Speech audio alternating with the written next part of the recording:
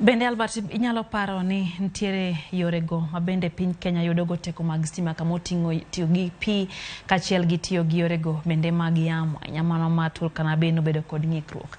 Bende ntiere yore moko machielo ma piny Kenya nyalo nyuologo teko mar stima.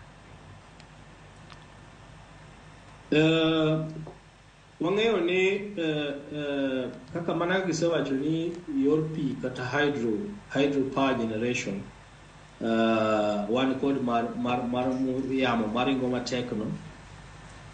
Solar nitie, teko mar chieng' marieny bende kelo stima ka jopiny otiyogo.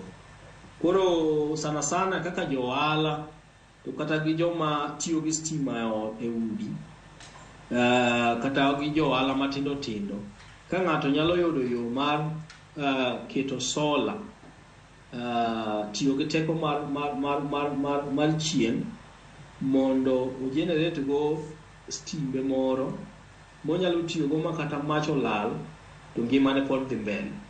Mano namba achiel. Of course nitie joma nyalo nyiewo generator maringo gi diesel, ma seche ma stima olal to oyawo mana omoko mana generator no to ringo kode, kelo ne mach. To mano ok inyal ringo gi generator for more than 10 hours. Ibiro tiyo gi pesa mang'eny kinyiewo mafuta mondo iriembe. To solar bende of course seche moko ma chieng' ok rieny bende bedo gi shida mana kaka yamo cha seche moko dok piny matin, but en gima nitiere kanyo ni mar ka stima olal to onyalo konyi. Koro mago yore mantie ma jopiny nyalo tiyogo. Of course sirikal temo mondo harness kata temo mondo oti gi geothermal power ma en teko mawuok ikunyo piny ka pi moro chwakore piny to lokore iro to generate stima.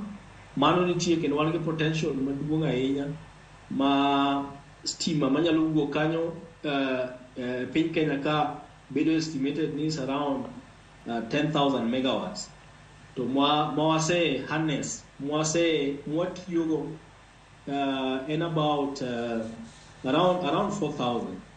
Koro onego watema ne mondo wang'i kaka wanyalo harness potential ma wan go, especially geothermal no nigi potential maduong' ahinya, mondo sirikal o invest mondo o make sure ne geothermal generate stima mang'eny.